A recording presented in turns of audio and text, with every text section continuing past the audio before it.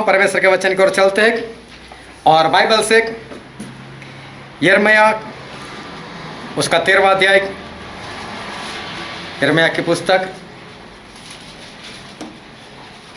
और उसका 13वां अध्याय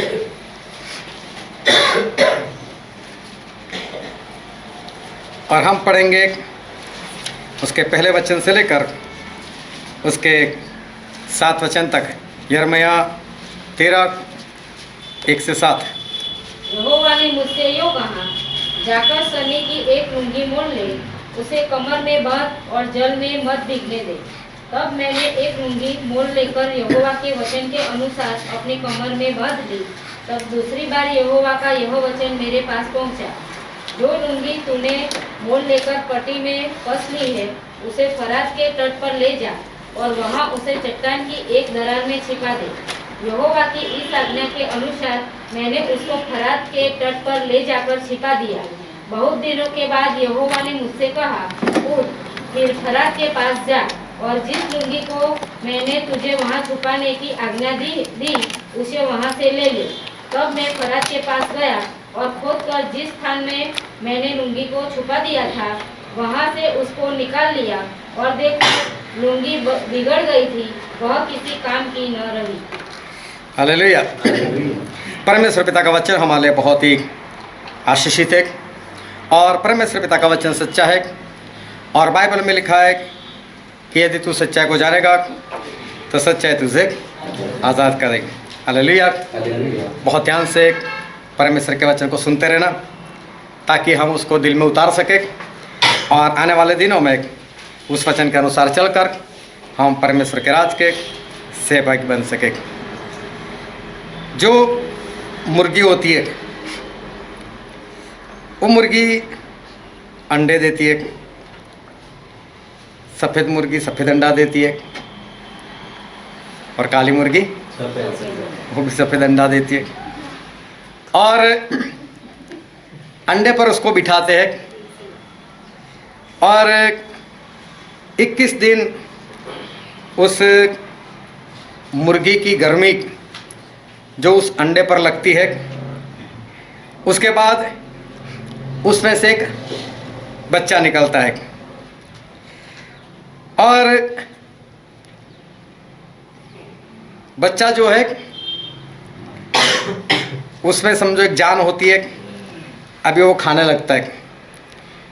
लेकिन एक सवाल, क्या अंडे में जान नहीं है?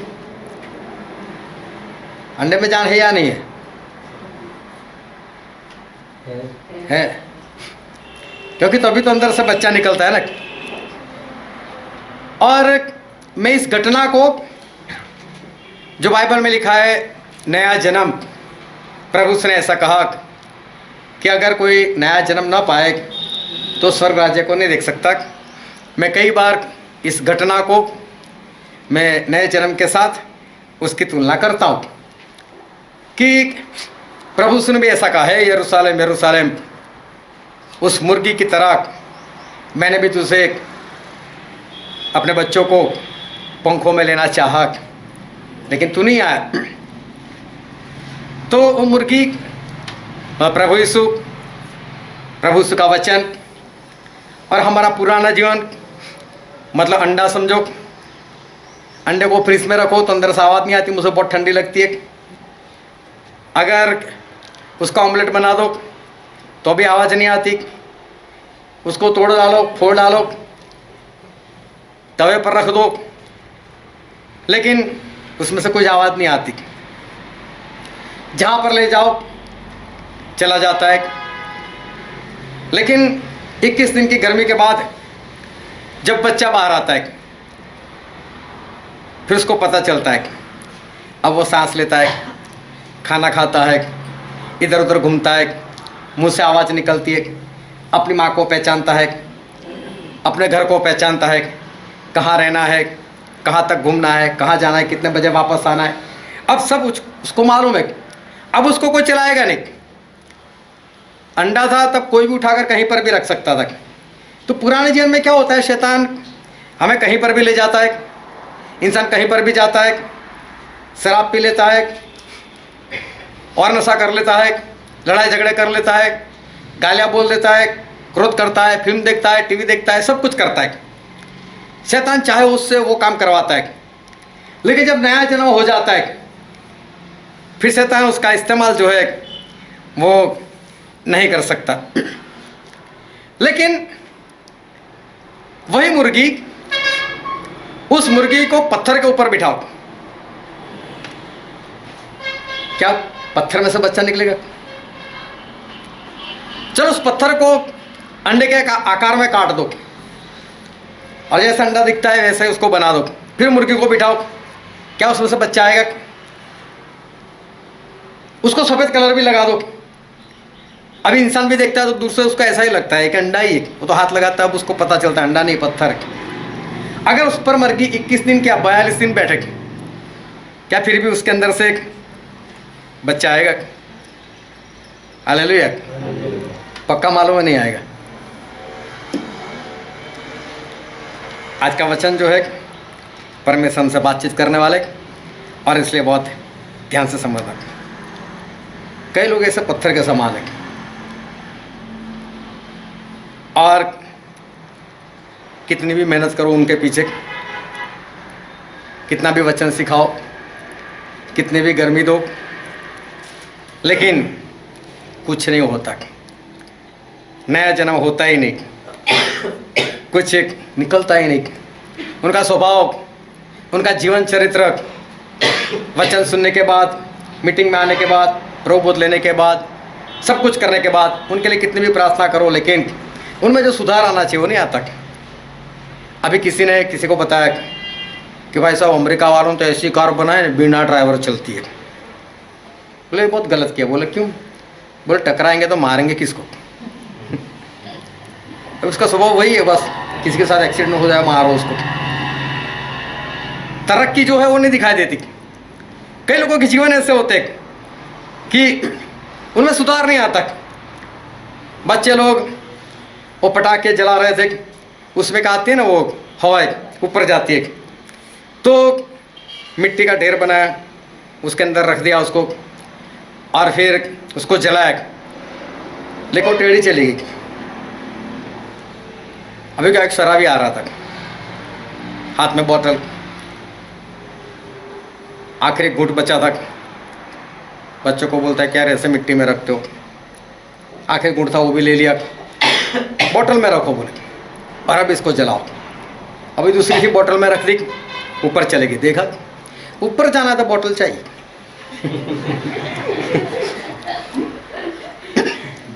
कितना भी हो, 21 दिन बिठाओ, 42 दिन बिठाओ, लेकिन उसके अंदर वो सुधार नहीं आता।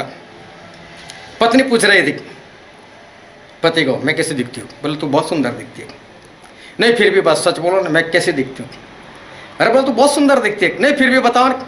अरे ऐसी सुंदर दिखती है, ऐसी सुंदर, तेरे जैसे और लेकर आओ, ऐसा मन करता है।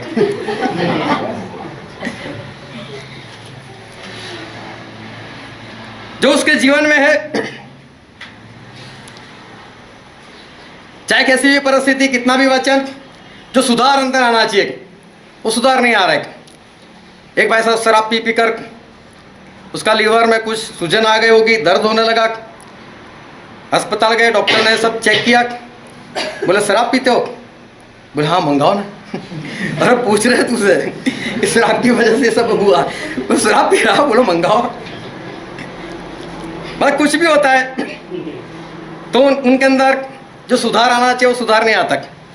आज बहुत ध्यान से समझना परमेश्वर के वचन। चाहे आप हंसते होंगे, हंसना भी चाहिए, क्योंकि मुझे भी पता चलेगा आपको समझ में तो आ रहा है। और उसके पीछे जो गहरी बातें हैं उसको भी याद रखना। गधा जो होता है वो हमेशा गधा ही रहता है। एक इंसान था, गधे के ऊपर नमक डालकर बोरी बांधकर वो हमेशा जाता था, और गधा एक नहीं था उसके पास, हो गए कुछ गधे। उसका एक कारोबार था कि नमक ले जाकर कहीं पर पहुंचाना बोरी में। रास्ते में नदी आती थी। अब एक बार क्या हुआ, गधा स्लिप हो गया, नदी में गिर गया, नमक सारा भीग गया, उठ गया वो, लेकिन नमक बिक जाएगा तो क्या होगा, वो तो खत्म हो जाएगा। बोले ये अच्छा हुआ है। बोले बोझ ही नहीं है। तो उसके मालिक को भी ऐसा, चलो गिर गया, ठीक है, इसकी समझ में आ गया पानी में कुछ है। दूसरे दिन फिर, अभी दूसरे दिन जान उसका स्लिप मार गया, बोझा चला गया। तीसरे दिन फिर स्लिप मार गया, चौथे दिन फिर स्लिप मार, हफ्ते तक हुआ। मालिक ने यही गधा यही स्लिप मारता है। कोई बात नहीं बेटे। 8वें दिन उसके ऊपर रुई की बोरी लगा दी। बोला तो वैसे ही हल्का है, तो छोड़ देता है। उस दिन भी स्लिप मार गया। फिर क्या होगा, रूम में तो पानी भर जाएगा और बोझ हो गया। सुधरते नहीं। गधे गधे ही रहते और उनके अंदर, हाँ, गधा जो होता है उसके ऊपर चलो पूरा सोना लगा दो, कोई ऐसा बोलेगा गोल्डन डोंकी सुनहरा गधा ऐसा बोलेगा। चलो उसके ऊपर डिग्रियां रख दो, इंजीनियर की, डॉक्टर की, ऐसा बोलेगा एजुकेटेड गधा है। वो फिर भी कैसा रहता है, वैसा ही। उसके ऊपर बाइबल का ढेर लगा दो, कोई बोलेगा आत्मिक गधा है। हालेलुया। गधे नहीं बदलते, चाहे कितना भी बाइबल उनके ऊपर रख दो, बाइबल का ढेर लगा दो, लेकिन गधा गधा ही रहता है, आत्मिक गधा नहीं होता। कई लोग कितना भी बाइबल सीखते हैं, समझते हैं, उनको उत्तेजन दो, बाइबल से मोटिवेट करो, डांटो,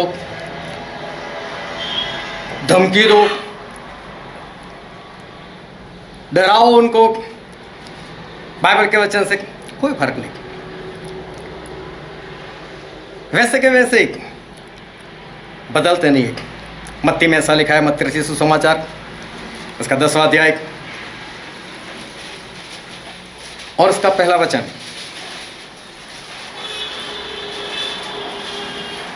फिर उसने अपने 12 चेलों को पास बुलाकर उन्हें अशुद्ध आत्माओं पर अधिकार दिया कि उन्हें निकाले और सब प्रकार की बीमारियों और सब प्रकार की दुर्बलताओं को दूर करे। हालेलुया।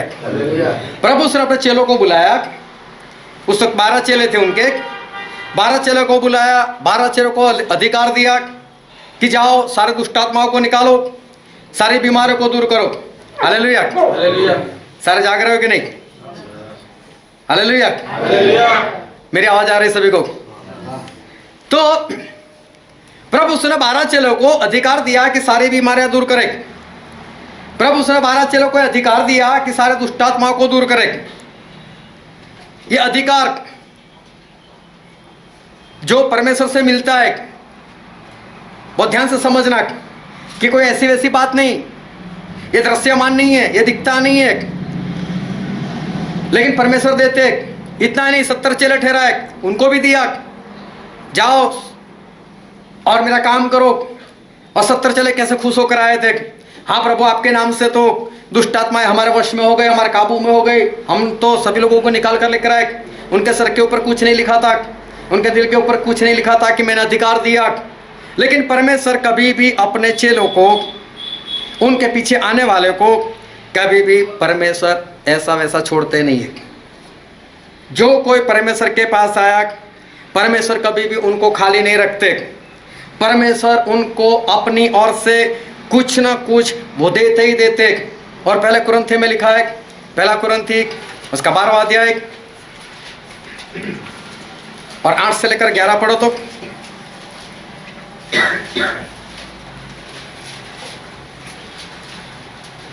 क्योंकि एक को आत्मा के द्वारा बुद्धि की बातें दी जाती है, परमेश्वर के आत्मा के द्वारा बुद्धि की बातें किसी को दी जाती है, और दूसरे को उसी आत्मा के अनुसार ज्ञान की बातें, किसी को ज्ञान की बातें, किसी को उसी आत्मा से विश्वास, किसी को विश्वास, और किसी को उसी एक आत्मा से चंगा करने का वरदान दिया जाता है। किसी को चंगा करने का वरदान दिया जाता है, फिर किसी को सामर्थ्य काम करने की शक्ति, और किसी को भविष्यवाणी की, हाँ। और किसी को आत्माओं की परख, और किसी को अनेक प्रकार की भाषा, और किसी को भाषाओं का अर्थ बताना, परंतु ये सब प्रभावशाली कार्य वही एक आत्मा करता है और जिसे जो चाहता वह बांट देता है। यहाँ पर परमेश्वर का वचन ऐसा कहता है कि परमेश्वर का आत्मा, पवित्र आत्मा सभी को बांटते, लेकिन ऐसा पड़ा हमने किसी को नहीं भी दिया, कोई भी नहीं ऐसा। पवित्र आत्मा सभी को कुछ न कुछ देते, लेकिन ऐसा कोई विश्वासी नहीं हो सकता, प्रभु के पीछे आने वाला ऐसा कोई इंसान नहीं हो सकता कि जिसको कुछ भी ना मिला हो। ऐसा हो ही नहीं सकता। हमारे परमेश्वर उनके पीछे आने वालों को कुछ ना कुछ परमेश्वर जो है वो देते ही देते। उनको खाली हमारे परमेश्वर कभी भी नहीं छोड़ते। फिर यूहन्ना में लिखा, यूहन्ना उसका 14वां अध्याय और 16 और 17 वचन। मैं पिता से विनती करूंगा और वह तुम्हें एक और सहायक देगा कि वह सर्वदा तुम्हारे साथ रहे। प्रभु उसने ऐसा कहा कि मैं पिता से विनती करूंगा और वो तुम्हें एक दूसरा सहायक मतलब पवित्र आत्मा वो हमेशा के लिए देंगे, और अर्थात सत्य का आत्मा जिसे संसार ग्रहण नहीं कर सकता, हाँ। क्योंकि वह न उसे देखता है और न उसे जानता है। देखो, संसार को नहीं मिलता है, संसार नहीं देख पाता उसको, और संसार को पता ही नहीं इसके बारे में, लेकिन तुम उसे जानते हो। लेकिन प्रभु अपने चेलों को कहते हैं कि तुम पवित्र आत्मा को जानते हो, क्योंकि वह तुम्हारे साथ रहता है, क्योंकि वह तुम्हारे साथ रहते हैं और वह तुम में होगा, और तुम में होगा भी। तुम्हारे साथ पवित्र आत्मा रहते हैं और तुम में होंगे। देखो, परमेश्वर वरदानों को देते हैं और परमेश्वर पवित्र आत्मा भी देते हैं। क्यों परमेश्वर अपने पीछे आने वालों को अपने वरदान से भरते हैं, और क्यों परमेश्वर अपने पीछे आने वालों को अपने पवित्र आत्मा से भरते हैं? इसका कारण क्या? बहुत ध्यान से एक एक बात जो है समझते रहना, क्योंकि आप सामर्थ पाओ, इसलिए परमेश्वर काम करते। आप वचन को सीख सको, आप वचन को सिखा सको, आपको वचन याद रहे, आप प्रभु यीशु की गवाही दे सको और आप आत्मा जीत सको। ये सारे कामों के लिए हमारे परमेश्वर वरदान देते हैं और अपने पवित्र आत्मा से हमको भरते हैं। लेकिन ये सब कुछ होने के बावजूद भी, पवित्र आत्मा और उनके वरदान होने के बावजूद भी, कई लोग ऐसे होते हैं जिनको कुछ भी फर्क नहीं पड़ता, जिनके जीवन में कुछ भी फर्क नहीं पड़ता। एक बार एक राजा था, उसने जाहिर किया कि सभी लोगों के लिए राजा का खाना मिलेगा और जितना खाना हो इतना राजा के घर आकर आप खाना खा सकते हो। शर्त यह है कि उसको राजा के जैसे कपड़े पहनकर आना पड़ेगा, महंगे वस्त्र पहनकर आना पड़ेगा, और ऐसे वस्त्र पहनकर आएगा उसको मुफ्त में खाना मिलेगा। अभी लोग जो पैसे वाले थे वो तो खरीद सकते थे राजा जैसे कपड़े और जा सकते थे। एक भिखारी था, गरीब भिखारी। अब उसको ऐसा था मुझे खाना है, लेकिन वो बेचारा कैसे जाएगा? बोले मेरी तो इच्छा ऐसे ही चली जाएगी। फिर भी उसने सोचा चलो जाता तो हूँ, कहीं राजा की कृपा दृष्टि मेरे पर हो जाए। वो गया राजा के घर, दरवाज़ा खड़काया, राजा ने देखा एक भिखारी। भिखारी ने बोला राजा मुझ पर भी कुछ दया करो, मुझे भी खाना है लेकिन मैं कपड़ा नहीं खरीद सकता। राजा को भी दया आ गई। राजा बोलते कोई बात नहीं, मैं देता हूँ कपड़े। राजा ने अपना अच्छे से अच्छा कुर्ता अलमारी से निकाला और इस भिखारी को दे दे, ले बेटे जा तू भी खाने के लिए जा। अभी इसके पास छोटी सी गठरी थी, अपने पुराने फटे हुए कपड़े वो भी उसमें डाल दिए। अभी उसमें जगह भी नहीं थी, तो कुछ पुराने कपड़े पहले से ही थे। अभी राजा वाला कपड़ा पहनना है तो कपड़े उतारने पड़ेंगे। वो कपड़े उतार कर उसने जबरदस्ती इसमें डाला तो उसकी गठरी जो वो भी थोड़ी सी फट गई। अभी उसमें गंदे कुछ रुमाल थे, कुछ पाँव में पहने वाले सॉक्स थे, ऐसा कुछ उसने भरा हुआ था। अभी जाना था खाने के लिए, राजा का कपड़ा मिल चुका है, अभी वो गठरी को उठाए जा रहा है। अभी क्या होता है, जो फट गई थी उसमें से एक सॉक्स निकल गया, वो वापस उठाया, वापस भरता है तो उसका हॉल और बड़ा होता है। रुमाल गिरता है, वापस उठाता है, वो अंदर डालता है। राजा ने कपड़े तो दिए तुझे, इतने अच्छे कपड़े तूने पहने ही है, अभी पुराने को छोड़, इसको मत ले जा, दिमाग में नहीं आ रहा। लेकिन उसका दिमाग उल्टा सोच रहा है, राजा ने आज तो कपड़े दिए, ये कपड़ा कब तक चलेगा, महीना, 2 महीने, साल, 2 साल, फिर मुझे इसी की जरूरत पड़ेगी, और तब तक कोई और इंतजाम होगा। अभी तो छोड़, अभी तुझे नया मिला है, छोड़ दे इस गठरी को। लेकिन कई लोग होते पुराना छोड़ना ही नहीं चाहते। परमेश्वर तो नया आत्मा देते हैं, परमेश्वर तो वरदान देते हैं, लेकिन जो पुराने वाली बात है वो इंसान वो छोड़ना ही नहीं चाहता। परमेश्वर की मंडली में और ध्यान संबंधा कोई भी ऐसा वैसा इंसान नहीं होता, कोई भी फालतू इंसान परमेश्वर की मंडली में कभी नहीं होता। क्योंकि पहले कुरिन्थी में लिखा है, पहला कुरिन्थी उसका 12वां अध्याय और उसका 28 वचन। और परमेश्वर ने अपनी कलीसिया में अलग अलग व्यक्ति नियुक्त किए हैं, प्रथम प्रेरित, दूसरे भविष्यवक्ता, तीसरे शिक्षक, फिर सामर्थ्य काम करने वाले, फिर चंगा करने वाले और उपकार करने वाले और प्रबंध करने वाले और नाना प्रकार की भाषा बोलने वाले। यहाँ पर लिखा है कि सभी के पास कुछ न कुछ तो है, कोई भी इंसान ऐसा नहीं कि जिसके पास कोई भी वरदान हो ही ना। परमेश्वर के भवन में, परमेश्वर की मंडली में ऐसा कोई विश्वासी नहीं कि जिसके पास कुछ भी ना हो। सभी के पास कोई न कोई वरदान, आखिर में एक वरदान भी, लेकिन उसके जीवन में होता ही होता है। परमेश्वर सभी विश्वासी को देते ही देते।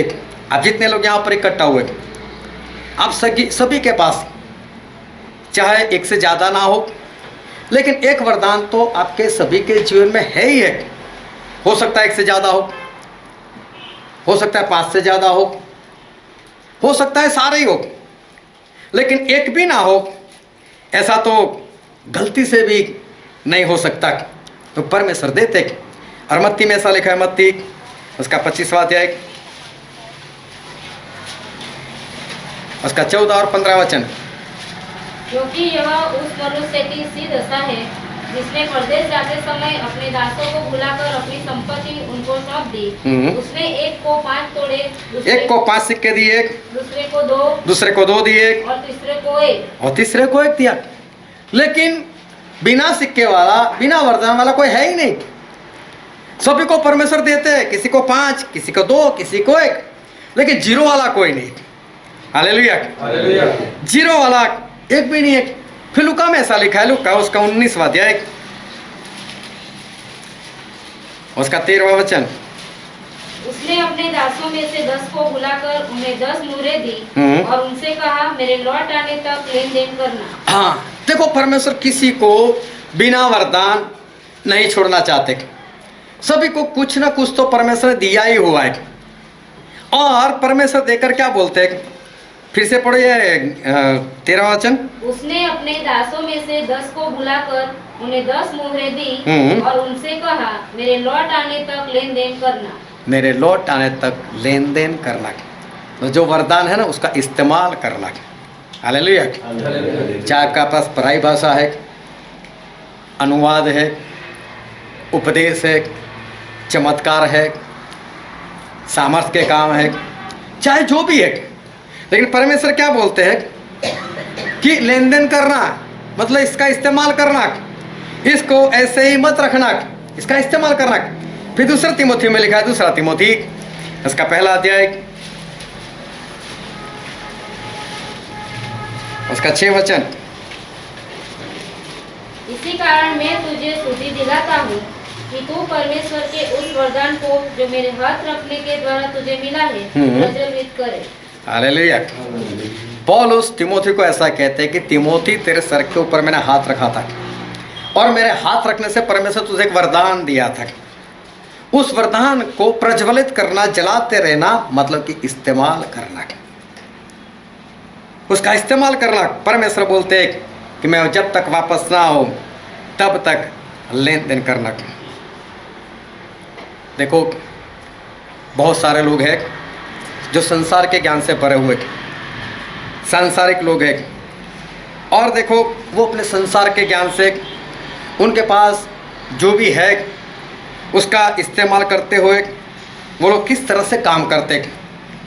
मैं एक एग्जांपल देना चाहता हूँ है संसार का, और मैं संसार का ही उदाहरण देना चाहता हूँ। मुकेश अंबानी,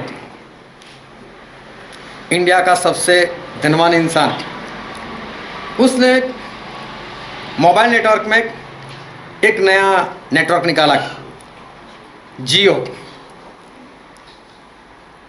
जब जियो निकला, क्या उस वक्त आपके पास मोबाइल था? जब जियो था तब आपके पास मोबाइल था, हाँ या ना? हाँ। तो मोबाइल था तो फिर आपके पास सिम भी होगा ना। जब मोबाइल था तो सिम भी होगा। हो सकता है वोडाफोन का हो सकता है एयरटेल का हो सकता है आइडिया का हो, क्योंकि ये जियो को बहुत साल नहीं हुए, मोबाइल तो बहुत पहले से। तो सभी के पास उस वक्त जितने लोग मोबाइल इस्तेमाल करते सभी के पास कोई ना कोई सिम था। मेरे पास भी था, मेरे पास एक से ज़्यादा सिम कार्ड थे। और फिर भी अंबानी ने सिम कार्ड निकाले। अभी सोच में तो आएगा ना कि मैं सिम कार्ड निकालूंगा, सभी तो खरीद कर बैठे, तो फिर मेरा सिम कौन लेगा एक्स्ट्रा? मोबाइल में जगह भी तो होनी चाहिए। या तो पहले वाला फेंक दे, कौन फेंक देगा? उसको भी तो सर्विस मिल रही है, उसकी भी तो बातें हो रही है, उसको भी तो नेट वगैरह सब कुछ मिल रहा है। लेकिन अंबानी ने सिम कार्ड निकाला, और मालूम है उसने कितना खर्च किया? 43,574 करोड़ इसमें इन्वेस्ट किया। 43,574।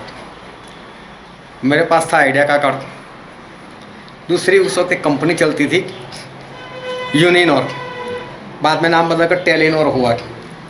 उसका भी मैं बार बार लेकर इस्तेमाल कर फेंकता था। अभी जियो आया, 6 महीने तो मुफ्त में दिया उसने, 6 महीने सभी को मुफ्त में दिया। अब मुफ्त में सभी लोगों ने ले लिया, चलो मुफ्त तो ले लो। फिर उसके बाद पैसा लेना शुरू कर दिया। आज तकरीबन उसके जो कस्टमर है वो 42 करोड़ 66 हज़ार, 42 करोड़ 66 हज़ार कस्टमर। इन्वेस्ट किया 43,574 करोड़। ये सारे इसके कस्टमर महीने में सिर्फ 1 रुपये का भी रिचार्ज करते हैं, इसका सारा पैसे वसूले। सिर्फ 1 रुपये का रिचार्ज करें तो भी वो बहुत सारे पैसे कमाए कर लेगा। क्यों? क्योंकि कस्टमर उसके इतने सारे बढ़ चुके, और जो उसका जो इन्वेस्टमेंट है वो उसके सामने बहुत कम है। लेकिन फिर भी देखो, तो अभी मैंने रिचार्ज करवाया पिछले दिनों में 3 महीने के लिए, रेट बढ़ जाने के बाद 666 3 महीने के लिए, वो भी नहीं पूरे 3 महीने, 84 दिन से। अभी 1 महीने का मान लो 222 हुए। फिर 43,574 लगाते वक्त उसे सोचा नहीं, मुझे तो एक कस्टमर से 222 रुपये मिलने वाले। 43,574 करोड़ इतना लगाऊंगा, कब मिलेगा मुझे वापस? मैं कब कमाई करूंगा? हालेलुया। लेकिन उसने इन्वेस्टमेंट किया, टावर लगाए, पहले लोगों को मुफ्त में भी दिया, और देखो आज वो कितनी कमाई कर रहा है। जो भी उसके पास ज्ञान है, जो भी पैसा है, उसका इस्तेमाल किया तो इतना हुआ ना, तो बढ़ाना कुछ। हम सभी के पास, हमारे घर में गैस की बोतल है, ज़्यादातर सभी लोगों के पास है ना गैस की बोतल। फिर भी अदानी ने वही गैस की पाइपलाइन निकाली, तो गैस मोटर कौन सा मुफ्त में आया, लेकिन उसने लाइन लगाई, किसने मना किया, हमको नहीं चाहिए, हमारे पास बॉटल है, सब ने क्या बुलाने तो सोचना तो चाहिए ना, सभी लोगों के पास गैस है, मैं करूंगा क्या, इतने करोड़ लगाकर करूंगा क्या, कौन लेगा मेरे पास से, कुछ नहीं, करना है, होगा, बढ़ेगा। हालेलुया। मैं संसार की बात कर रहा हूँ, ये सभी लोग कमाई कर रहे हैं, कई जगह पर गैस सिलेंडर ऐसे ही बेकार में फालतू में पड़े, इस्तेमाल नहीं, अभी वो ले लिया, पाइपलाइन ले ली, आनंद आता है, मज़ा आता है, और लोग उसका इस्तेमाल करते, और ये लोग कमाई कर रहे। हालेलुया। ये तो फिर भी नाश होने वाला है, इनके सारे पैसे जो है वो नाश होने वाले।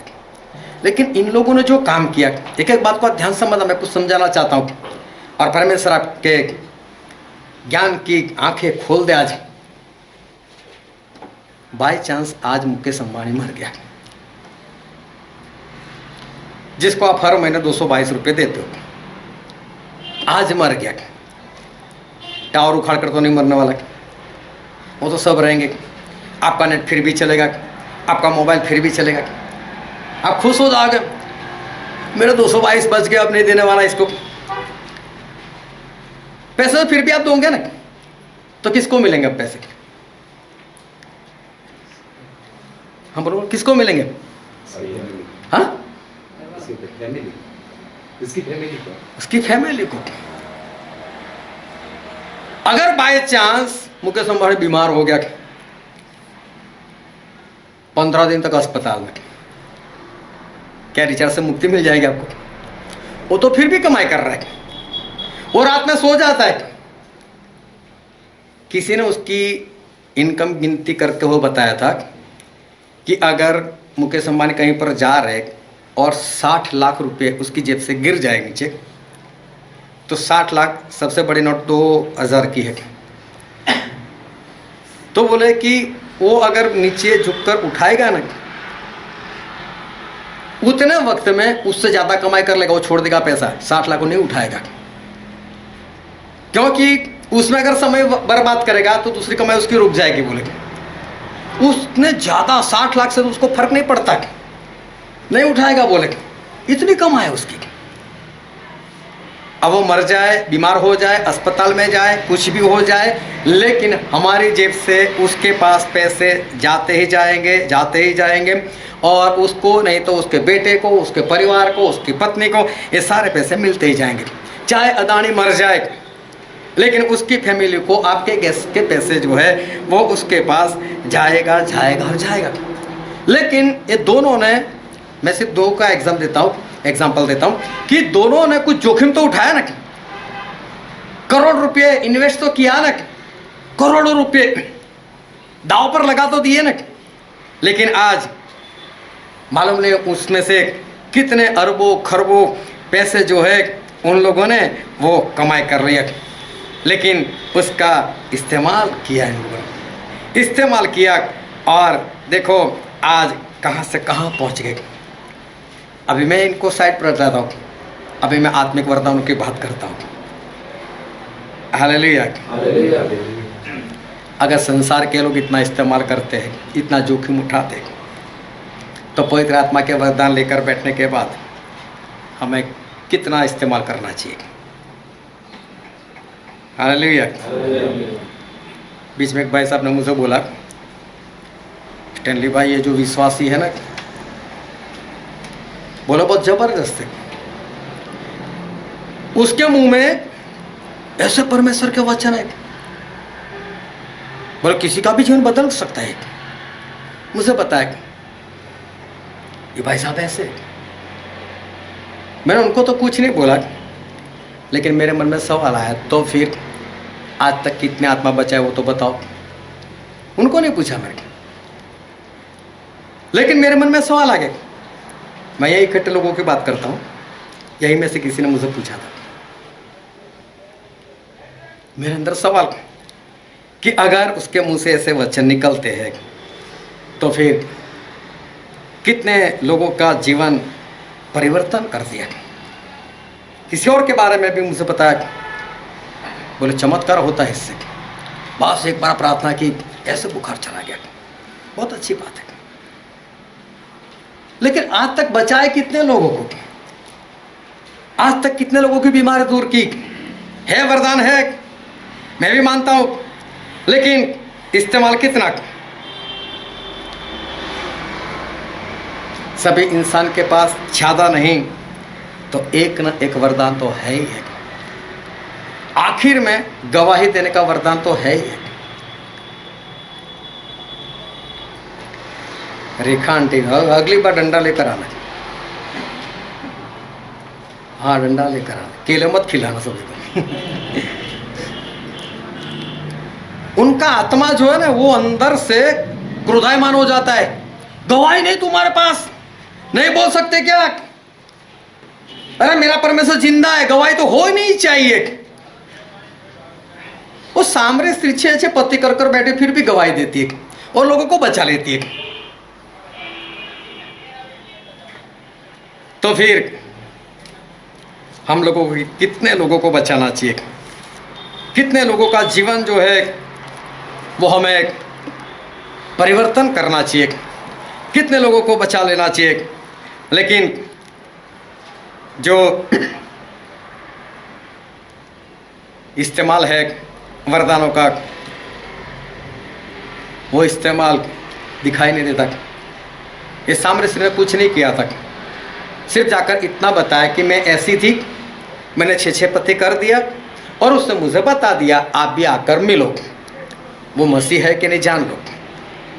अरे ज़्यादा नहीं, किसी का जीवन नहीं परिवर्तन कर सकते, किसी को सुसमाचार नहीं सुना सकते, अरे किसी को चंगाई नहीं दे सकते, किसी का भूत प्रेत नहीं निकाल सकते, कोई बात नहीं, कम से कम किसी एक को पकड़कर खींचकर तो लेकर आओ।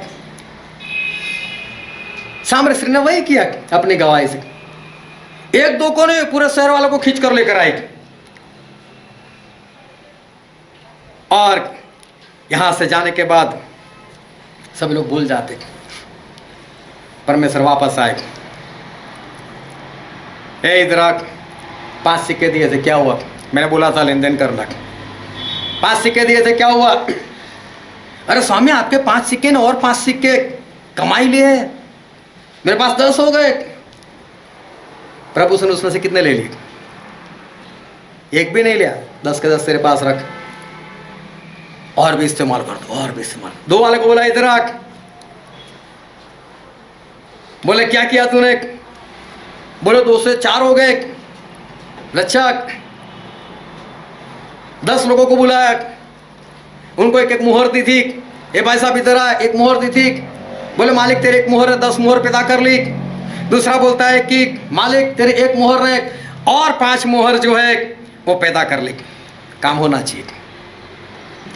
परमेश्वर खुद बोला लेन देन करो, मैं तो वरदान देकर जाता हूं, लेन देन करो, बचाओ। 2 के 4 करो, 4 के 8 करो, 8 के 16 करो, लेकिन करो। कोई बात नहीं, आत्मा नहीं जीत सकते, कम से कम उनको लेकर आओ। लेकिन ये भी नहीं हो रहा है। कारण क्या है मालूम है? क्यों नहीं हो रहा है? प्रभु ने पतरस से कहा था, पतरस तेरे ऊपर मैं मेरी कलीसिया बनाऊंगा, तेरे ऊपर मैं मेरी कलीसिया बनाऊंगा। और 120 लोग थे। कहीं पर भी प्रभु ने देखना चेलों को कहीं ऐसा नहीं बोला कि पतरस तुम्हारा अगुआ है। डांटा था जरूर, जब ये लोग बातें कर हम में से बड़ा कौन, हम में से बड़ा कौन, तब प्रभु ने डांटा था जिनको बड़ा होना है सबका दास हो जाए। लेकिन पतरस को इतना बोला था, पतरस तेरे ऊपर मैं मेरी मंडली बनाऊंगा। लेकिन 12 चेलों में से किसी को ऐसा नहीं बोला था आज से पतरस तुम्हारा मुखिया, ये तुम्हारा अगुआ। प्रभु से चले गए, पतरस खड़े हो गए, मैं मछली मारने के लिए जाना है। ऐसे अगुआ बन गए। कुछ था ना अंदर, कुछ चलाने के लिए कुछ था ना अंदर। मैं जा रहा हूं, आना है कि नहीं? सभी लोग मछली पकड़ने के लिए चले गए। फिर पता चल गया कि मुझसे काम क्या करना है। सभी लोग इकट्ठा है, प्रभु से चले गए स्वर्ग में। पतरस फिर खड़े हो गए। बोले हम 12 लोग थे और 12 में से कम हो गया। यहूदा इस्करियोती हमारे साथ था, उसको भी इस सेवा में हिस्सा मिला था। अभी हम 120 लोग जमा है, तो 120 में से 11 तो हम है ही, और बाकी के जितने बच्चे उसमें से किसी एक को यहूदा की जगह लेनी चाहिए। अभी पतरस को बताया किसने? किसने बोला पतरस तू ऐसा कर? पवित्र आत्मा तो मिले नहीं थे, वो तो 50वें दिन आए और पतरस तो ऐसे ही खड़े हो गए।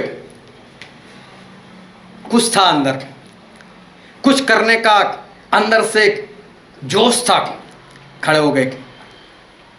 सभी लोगों को देखा, परखा, मालूम ने कैसे देखा कैसे परखा, लेकिन उनमें से आखिर में 2 लोगों को पसंद किया।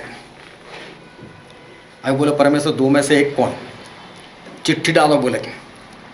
और फिर माथियास जो है वो भी उनके साथ 12वां प्रेरित बन गया।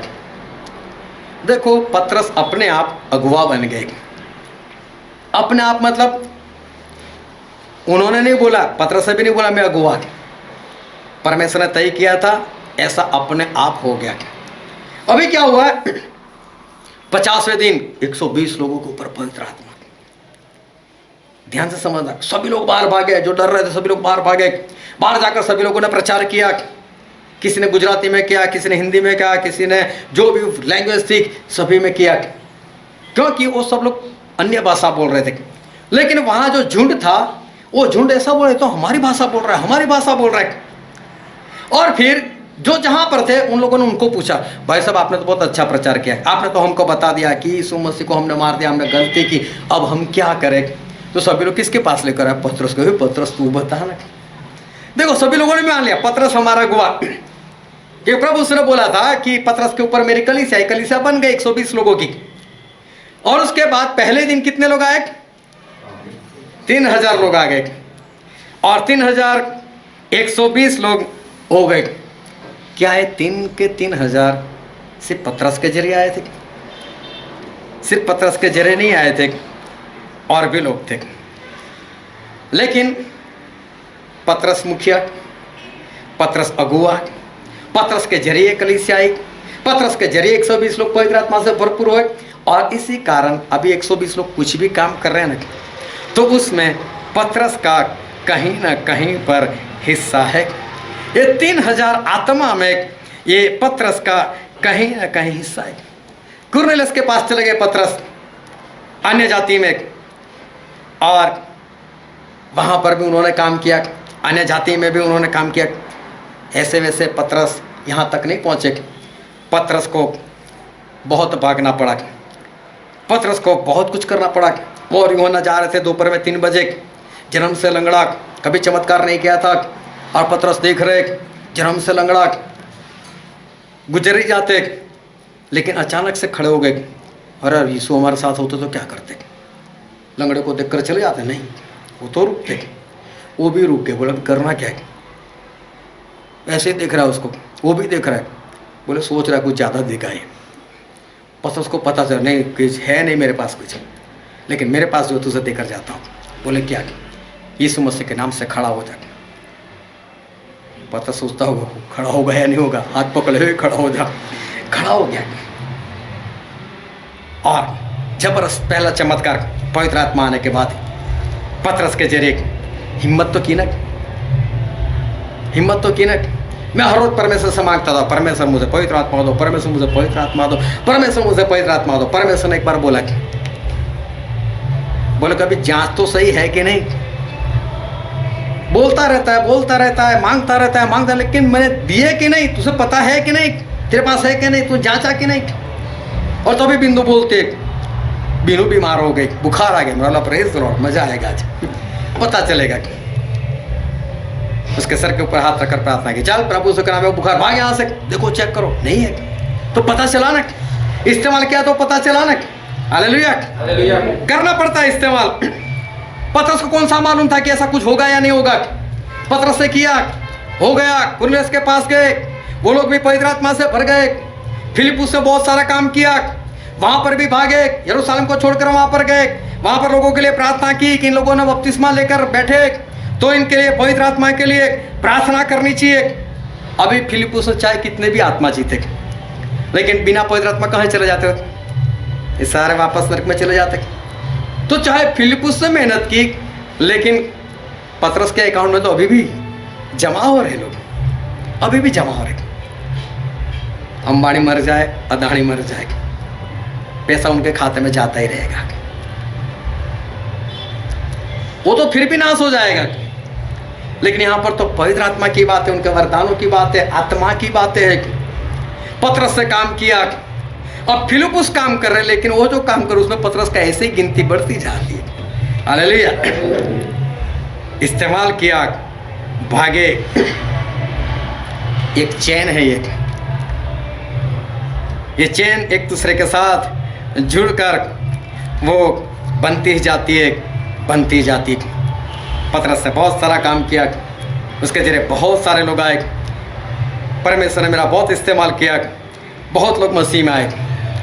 आज अंकुर भाई हमारे बीच में नहीं है, चाहे 22 बपतिस्मा दे, चाहे 100 दे, चाहे 150 दे, मेरी तो गिनती लगेगी उसमें। हालेलुया। कुछ भी करो ना, मेरा तो हिस्सा कहीं ना कहीं है। जस्सा उम्र चाहे पंजाब में कितना भी काम करे, लेकिन फोन आता है, स्टेली भाई आओ ना, सर के ऊपर हाथ रखो ना, मैं खुश हो जाता हूं। ईर्ष्या नहीं आती, क्यों? मेरा भी हिस्सा है ना इसमें। बढ़ता जाता है, बढ़ता जाता है, परमेश्वर देते रहते। एक गांव था, और गांव की कुछ दूरी पर एक तालाब था, और गांव वाले को पानी उस तालाब से भरकर लाना पड़ता था। अभी जो पुरुष लोग तो मजदूरी करते, वो बेचारे कहाँ पानी लेने के लिए जाएंगे, तो उनकी औरतों को, लड़कियों को पानी लेने के लिए जाना पड़ता था। तालाब पास में नहीं था, काफ़ी दूर था। लड़कियां औरत थक जाती थी और काफ़ी परेशानी होती थी। और इलेक्शन आ गए, सरपंच का चुनाव था, औरतों ने जाकर उसको घेर लिया, बोले वोट तुझे देंगे, हमारा कुछ हल करो। इतना दूर हम औरत लोग, हम कमज़ोर लोग थक जाते, कितना पानी चाहिए हमको, पानी का बंदोबस्त करो, पानी का बंदोबस्त करो। सरपंच ने बोल दिया मुझे जिता दो, बस कर लेता हूँ। सरपंच जीत गया, उसने अखबार में इश्तेहार दे दिया, इंसान चाहिए जो उस तालाब से लेकर यहाँ पर गांव वालों को पानी दे, 1 बाल्टी का 1 रुपया मिलेगा। अभी 2 लोग थे ऐसे ही नाकारे, कुछ काम नहीं करते थे, बोले चलो ये काम मिल जाएगा हमको, हमारा घर बार भी चल जाएगा, लोग हमारी बातें करते वो भी बंद हो जाएगी, चलो हम पानी भर कर लेकर आते। दोनों मित्र गए, सरपंच को बोला हम ये काम करने के लिए तैयार है। बोले ठीक है, गांव वालों को पानी पहुंचाओ। 1 बाल्टी 1 रुपया। अभी इतना दूर जाना है, मुश्किल से 5 बाल्टी, 6 बाल्टी, 7 बाल्टी, घर का गुजारा उनका हो जाता है। दोनों खुश, अभी हमारा घर तो चलता है। लेकिन चलते चलते एक भाई साहब को ख्याल आया, बोले कुछ और करते। बोले क्या? बोले हम तो तालाब में आते हैं, पानी भरते हैं, ले जाते हैं, बहुत टाइम लगता है, इतनी मेहनत, धीरे धीरे हम बूढ़े हो जाएंगे, फिर बाल्टी हमारी कम हो जाएगी, हमारी कमाई कम हो जाएगी, क्या करेंगे? फिर हमारे बच्चे कैसे करेंगे? तो बोलते काम करते, बोले खड्डा खोदते और गांव से लेकर तालाब तक पाइपलाइन बिछा देते, सभी के घर में पानी, जितनी भी बाल्टी 1-1 रुपया हमारा जमा होता जाएगा। बोले ऐसा करते। बोले पागल है, कब तू खड्डा खोदेगा, कब तू पाइपलाइन लगाएगा, कितने पैसे खर्च होंगे, कब करेगा? फालतू की बातें बंद, जो होता है करते रहो बस। मित्र ने मना कर दिया, बोलता है कोई बात नहीं। इसने क्या किया, आधे दिन तक बाल्टी भरता रहा, चाहे 3 बाल्टी 4 बाल्टी, बस घर का गुजारा जितना होता था, उसके लिए जितना पैसा चाहिए था वो बाल्टी भर कर लेकर आता था। बाकी का वक्त खड्डा खोदने मुझसे शुरू कर दिया। खोदता गया। 1 महीना 2 महीना वो उससे ज़्यादा कमाई करने लग गया। शादी कर ली, ये अभी भी खड्डा खोदे जा रहा है, पाइपलाइन लगा रहा है। दूसरा महीना इसने मोटरसाइकिल भी छुड़ा ली। क्या है पागल, मेरे जैसा करता तो देख। और 6 महीने काम कंप्लीट हो गया, पाइपलाइन बिछ गई। अभी इसको बाल्टी भरने के लिए जाने की जरूरत नहीं है। अभी कोई भी घर में ऐसे नल खोलता है, बाल्टी भर गई, 1 रुपया मेरा हो गया। दूसरी बाल्टी, दूसरा रुपया। अभी गलती से ये इंसान अगर बीमार हो जाए तो अभी बाल्टी के पैसे इसके खाते में जमा होते हैं। अगर ये मर भी जाता है तो अभी उसको बच्चों को मिलने वाले। अभी इसको ऐसा लगता है मैं सो जाऊं तो भी अभी इसको मोटरसाइकिल भी खरीदने की जरूरत नहीं, उतना पैसा आ रहा है, वो कार खरीद सकता है, अपना घर नहीं पूरा बंगला बना सकता है। लेकिन ज्यादातर लोग ये सोचते हैं घर चलता है ना, घर चलाने के लिए नहीं है, परमेश्वर का वचन है। आत्मा जीतने के लिए वरदान है, पवित्र आत्मा आत्मा जीतने के लिए है, गवाही देने के लिए, घर चलाने के लिए नहीं। और जब से मैं मसीह में आया हूं मुझे जॉब लग गई, उसके लिए नहीं। ये वरदान उसके लिए नहीं है। मेरे बच्चे अच्छे से पढ़ाई कर रहे हैं, अरे उसके लिए नहीं है ये। कुछ लंबी बात है, कुछ बड़ी बात है, कुछ बड़ा करना है, आत्मा जीतना है। ये घर खर्च के लिए नहीं, ये शादी करने के लिए नहीं है परमेश्वर के वरदान। ये बच्चे पैदा करने के लिए वरदान नहीं है, ये बच्चों को पढ़ाने के लिए नहीं है, अच्छे घर में रह सको इसलिए नहीं है, मोटरसाइकिल खरीदो इसके लिए नहीं है। आप बस एक किसी और को बचाना है। 5 वाला बोलता है परमेश्वर में 5 और कमाई कर लेकर आए। 2 वाला बोलता है 2 और कमाई कर लेकर आए। परमेश्वर बोलते 1 वाला तू भी तो आ जा, मैंने तुझे भी बोला था लेन देन करनी है, तूने क्या किया? हालेलुया। लेकिन एक सिक्का वाला तो बहुत जबरदस्त विश्वासी था, और वो 2 लोग थे ना उससे भी ज्यादा विश्वासी, 5 सिक्के वाले से भी ज्यादा विश्वासी, 2 सिक्के वाले से भी ज्यादा विश्वासी। बहुत बड़ी बात बोली उसने। हम पढ़ते मत्ती 25 उसका 24 और 25 वचन।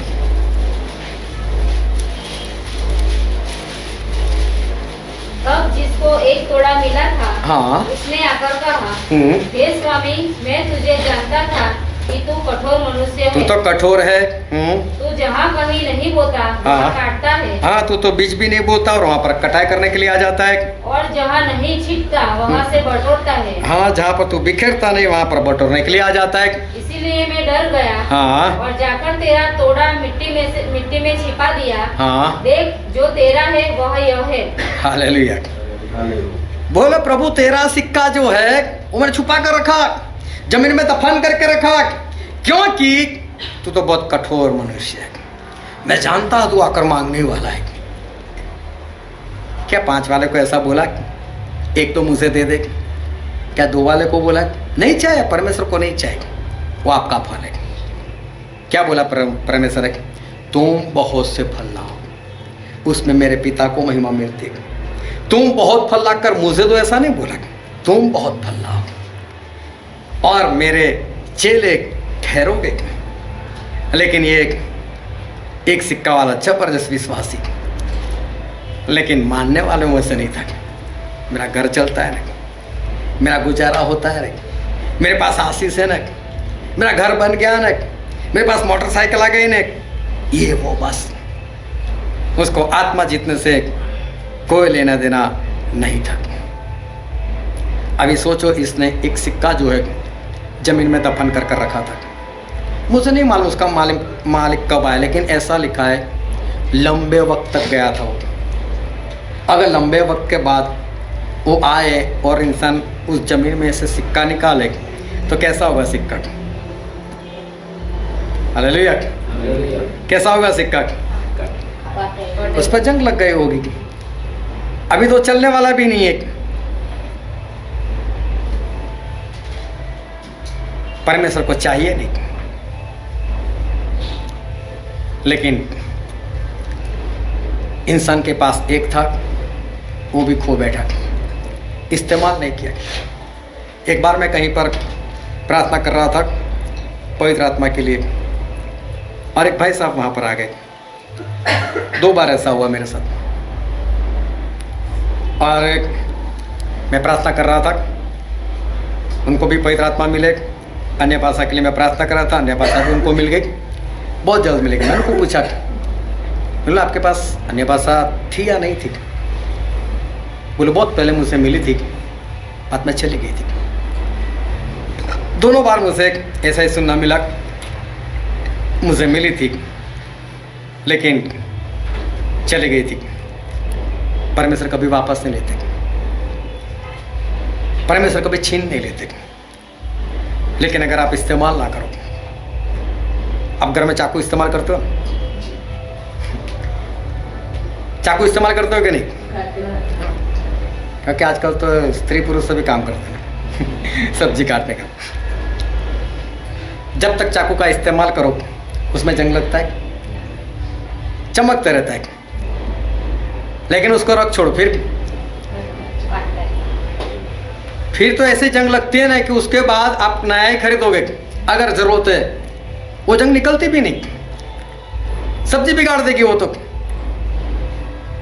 और परमेश्वर कभी भी हमारे पास लेते नहीं, लेकिन जब इंसान इस्तेमाल नहीं करता, परमेश्वर के दिए हुए वरदानों का इस्तेमाल नहीं करता, उनके टैलेंट का इस्तेमाल नहीं करता, उनके ज्ञान का इस्तेमाल नहीं करता, तब वो वरदान, वो पवित्र आत्मा उसके जीवन से वो खत्म हो जाते, उसके जीवन से खत्म हो जाते। प्रभु से ने बोला यिर्मयाह इधर आ, जो वचन आज हमने पढ़ा था यिर्मयाह उसका 13वां अध्याय 1 से 7। यिर्मयाह को बोला यिर्मयाह इधर आ, जा बोला अपने लिए एक बेल्ट खरीद कर लेकर आ। और यिर्मयाह गए, बेल्ट खरीद कर लेकर आए, बेल्ट पहना, इस्तेमाल किया, मालूम नहीं कितने दिन तक। ए यिर्मयाह इधर आ, बेल्ट उतार दे बोले, और बोले तू जा, और बोले पहाड़ में उसको दफन कर कर आ जा बोले। और यिर्मयाह गए और वो बेल्ट जो है वो दफन कर कर आए। मालूम नहीं कितना वक्त बीता, फिर परमेश्वर ए यिर्मयाह इधर आ। हमारे परमेश्वर कोई भी काम फालतू में नहीं करते। ए यिर्मयाह इधर आ, जो बेल्ट मैंने तुझसे बोला था दफन कर कर जा, उसको लेकर आ। यिर्मयाह वहां पर गए और वो बेल्ट निकाला। तो पढ़ो उसका 7वां वचन। तब मैं फरात के पास गया और खोदकर जिस खन में मैंने लुंगी को छुपा दिया था वहां से उसको निकाल लिया, और देखो लुंगी बिगड़ गई थी, वह किसी काम की न रही। कुछ भी काम का नहीं रहता है। ये बेल्ट, ये कपड़ा कुछ भी काम का नहीं रहा। परमेश्वर के वरदानों का इस्तेमाल नहीं करोगे ना, आत्मा नहीं जीतोगे ना, ऐसा ही होने वाला है। और हो सकता है कई लोगों के जीवन में ऐसा हो भी चुका होगा। परमेश्वर बोलते कम से कम तूने इसको शराफ को दिया होता, मुझसे कुछ इंटरेस्ट तो मिल जाता, कुछ ब्याज तो मिल जाता। एक सिक्के को तुम दफन कर कर क्यों रखा? लेन देन करने को बोला था, इस्तेमाल करने को बोला था, तूने इस्तेमाल क्यों नहीं किया? और वो सिक्का वो खराब हो गया। यिर्मयाह का बेल्ट, इसका कपड़ा वो खराब हो गया। जब तक इस्तेमाल था तब तक सही था, जैसे इस्तेमाल बंद हो गया उसको दफन कर दिया, सब कुछ खत्म। और फिर आगे पढ़ते उसका 8वां वचन पढ़ो तो। तब यहोवा का यह वचन मेरे पास पहुंचा। हाँ देखो अभी प्रभु यीशु क्या कहते कि जो बेल्ट, जो भी कपड़ा उसका दफन होने की वजह से जो खराब हो गया था, अभी परमेश्वर क्या बोलते हैं? फिर से पढ़ो। तब यहोवा का यह वचन मेरे पास पहुंचा। हाँ, परमेश्वर का ये वचन यिर्मयाह के पास आया। यहोवा यूं कहता है, इस प्रकार से मैं यहूदी का गर्व और यरूशलेम का बड़ा गर्व नष्ट कर दूंगा। मैं इज़राइल, यहूदिया, उनका जो घमंड है और फिर ऐसा लिखा है जो बहुत ज्यादा घमंड है। पढ़ो फिर से एक बार। इस प्रकार से मैं यहूदियों का गर्व हाँ। और यरूशलेम का बड़ा गर्व बड़ा गर्व, बड़ा घमंड नष्ट कर दूंगा। नष्ट कर दूंगा। फिर से पढ़ो शुरू से 8 से। तब यहोवा का यह वचन मेरे पास पहुंचा। हाँ, परमेश्वर का ये वचन पहुंचा। यहोवा यूं कहता है, यहोवा यूं कहते हैं, इसी प्रकार से मैं- इसी प्रकार, किसी प्रकार, जिस तरह से वो बेल्ट रखा, जिस तरह से वो कपड़ा दफन कर कर रखा, वो खराब हो गया, नाश हो गया, खत्म हो गया, वो किसी भी इस्तेमाल के योग्य नहीं रहा। परमेश्वर बोलते उसी तरह मैं यहूदिया और इज़राइल का जो घमंड और जो ज्यादा घमंड है नष्ट कर दूंगा। उसको मैं नष्ट कर दूंगा। इसकी तरह, इसका मतलब ये सभी लोग जो वरदान पाए हुए लोग थे ना, घमंड में आ गए, इस्तेमाल नहीं किया। क्या परमेश्वर काम कर रहा है? वो तो स्टैनली पागल है, मूर्ख है, गधा है, चिल्लाता रहता है हर संडे, आत्मा जीतो, आत्मा जीतो। नहीं मानने वाले, हम घमंडी, हम ज्यादा घमंड करने वाले। तू बोलता रहे, देख तेरा कहो एक भी काम हम करते हो तो परमेश्वर उतार देंगे घमंड। और फिर आगे, इस दुष्ट जाति के लोग जो मेरे वचन सुनने से इनकार करते हैं, जो अपने मन के हट पर चलते, दूसरे देवताओं के पीछे चलकर उनकी उपासना करते, जो मेरे वचन को नहीं मान रहे, ये वचन को नहीं मानना घमंड है। ये मत समझना मैं मेरे लिए मेरे खाते में जमा होगा इसलिए बोल रहा हूं। है दूसरे लोग तो काम कर ही रहे ना, मेरे खाते में तो कहीं ना कहीं से आए। तुम्हारा क्या होगा? कहां जाओगे? ये घमंड किस काम का? मुझे मालूम है, मैं आपके सामने खड़ा रहता हूं, मैं जब भी बोलता हूं ना कौन है हाथ उठाओ, कई लोग हाथ तक नहीं उठाते, मैं देख रहा होता हूं उनको। इतना घमंड तो मत आओ ना, बेइज्जती करने तो एक बार आगे आकर कर ही लो ना पूरी, और फिर चले जाओ। एक हाथ उठाने से मना, ऐसे देखते रहते, हाथ नहीं उठाते, मतलब मुझसे कुछ नहीं समझते, मुझसे अपने आप को ज्यादा समझते। कोई बात नहीं, मैं नहीं कहता मुझसे ज्यादा समझो। मैं बोलता हूँ वचन सुनने के लिए तैयार, 2 या 3 बोलते हैं हाँ, फिर मुझे पूछना पड़ता है सो तो नहीं गए? अरे हाँ या ना आप नहीं बोल सकते, मुझे उत्तर नहीं देते, वो भी मेरे ही सामने। कितनी बेइज्जती मेरी, कितना अपमान। तो जिस परमेश्वर के वचन में बोल रहा हूं, उस परमेश्वर का कितना अपमान होता है, उनका घमंड कितना कि परमेश्वर का अपमान कर दे। परमेश्वर बोलते ऐसी हालत कर दूंगा यिर्मयाह के बेल्ट या कपड़े की तरह, ऐसी हालत में कर दूंगा उनकी। मेरे वचन को मानते नहीं, अब इस बेल्ट का कोई काम नहीं। और आगे पढ़ो उसका 14 वचन। तो मैं उन्हें एक दूसरे से टकरा दूंगा, अर्थात बाप को बेटे से और बेटे को बाप से।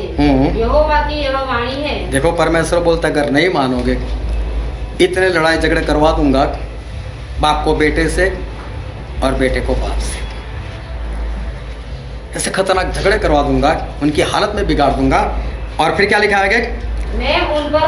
मैं उन पर कोमलता नहीं दिखाऊंगा, न तरस खाऊंगा और न दया करके उनको नष्ट होने से बचाऊंगा। परमेश्वर बोलते ना मैं कोमलता करूंगा, ना दया बरसाऊंगा, लेकिन उनको मैं नष्ट कर दूंगा, उनको मैं नष्ट कर दूंगा। चलो ऐसा कौन है जिसने पिछले दिनों में जो वचन सुना उसके अनुसार अपना टारगेट सेट किया हो? है कोई? मैंने बोला था सेट करो, ये हफ्ते में मुझे ये तो करना ही करना है, कम से कम 2 लोगों को, 4 लोगों को, 1 लोगों को, जो भी सेट करो, लाना ही लाना है। किसने किया? किसने घर पर जाकर काम किया? और इसलिए होता भी नहीं कुछ। जब टारगेट ही नहीं, जब गोल ही नहीं, कोई लक्ष्य ही नहीं, परमेश्वर के वरदानों का, उनके पवित्र आत्मा का, उनके टैलेंट का इस्तेमाल करो। नहीं करोगे, सही में परमेश्वर नाश कर देंगे। ये सब कुछ कहाँ बैठोगे? ये सब कुछ बाइबल में ही लिखा है। मालूम इतने अरबों रुपए का लोग करेंगे क्या? पूरी ठंड में जला जला कर अपने आप को सेकेंगे तो भी उनके पास पैसे खत्म नहीं होंगे, लेकिन फिर भी मरने वाले, लेकिन फिर भी कितनी मेहनत करते हैं एक नाश में जाने की वस्तु के लिए। और हमको तो मालूम है हमें स्वर्ग चाहिए, हमें तो परमेश्वर के पास जाना है, और फिर भी कुछ करना नहीं। कैसा हमारा जीवन है? अरबों रुपए से, खरबों रुपए से एक वरदान बहुत महत्वपूर्ण है। पिछले दिनों में अभिषेक ने मुझे फोन किया, बोले एक बात बताओ। बताओ। बोले मैं जो पराई भाषा बोल रहा था, मुझे ऐसा लगता है कि मुसलमान लोग बोलते हैं ऐसी कोई लैंग्वेज है। आजकल तो मोबाइल में सब कुछ आ गया। मालूम ने कैसे ढूंढा और पता चला वो अरबी लैंग्वेज है उनकी। इतना ही नहीं, उनका ट्रांसलेशन किया बोलते हुए, तो ट्रांसलेशन लिखा हुआ है, परमेश्वर आप महान हो, आप भले हो। ये बोलना कहाँ से आया? बताओ, अरबी भाषा बोलकर बताओ। है किसी में हिम्मत? कहाँ से आई है अरबी भाषा? परमेश्वर का वरदान। और हम कैसे बोल सकते हैं? किसी और देश की लैंग्वेज कैसे बोल सकते हैं? एक प्रार्थना हुई बस, परमेश्वर ने कृपा कर दी, परमेश्वर ने दे दिया। हजारों, लाखों, करोड़ों रुपए खर्च करो, क्या आप लैंग्वेज सीख सकते हो क्या 1 सेकंड में? कितने महान हमारे परमेश्वर, क्या नहीं देते आपको? कौन सा वरदान परमेश्वर आपको मना किया? आत्मा में कौन सा ऐसा बोला कि मैं नाप कर ही दूंगा तुझे? कहां परमेश्वर ने बोला मैं विश्वास इतना ही दूंगा तुझे? सब कुछ जितना चाहिए इतना। परमेश्वर बोलते मैं तेरे लिए स्वर्ग का अखूट भंडार जो कभी कम नहीं होने वाला खोल दूंगा, बोले। लेकिन हमने इस्तेमाल क्या किया? जिसके पास 5 थे 10 हो गए। परमेश्वर ने लिया नहीं। 10 रख मेरे बेटे, ऐश कर। 2 के 4 तू भी ऐश कर। 1 मोहर से 10 मोहरे, 10 शहर का अधिकारी हो जाके राज कर उसके ऊपर। ये है हमारे परमेश्वर, और देते। आप जितना खर्च करोगे और मिलेगा आपको। इस्तेमाल कर दो। अगर नहीं करोगे तो एक दिन नाश हो जाओगे। आओ हम हमारे आंखों को बंद करें, हमारे मस्तकों को प्रभु से आगे झुकाए। जो राजाओं के राजा है, जो प्रभु के प्रभु है, जो हमारे बीच में है, जो कभी नहीं बदलते। सभी लोग अपनी आंखें बंद रखें।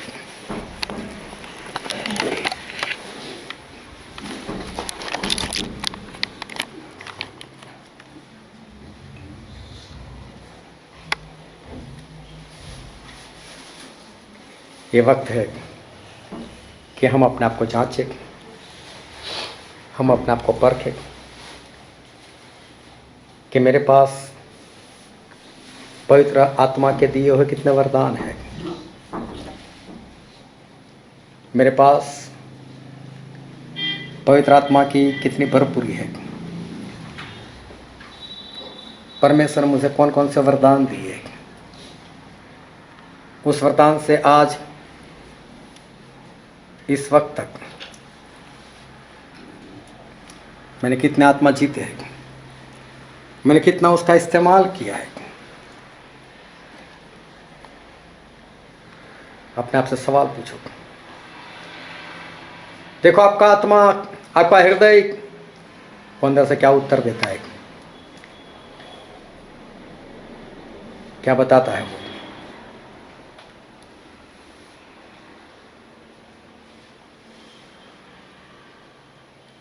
कितना आत्मा जीती है। क्या आज खुद आप अपनी तुलना किसके साथ कर सकते हो? क्या उस 5 सिक्के वाले के साथ या 2 वाले के साथ? जिसने 10 मोहरें पैदा की उसके साथ?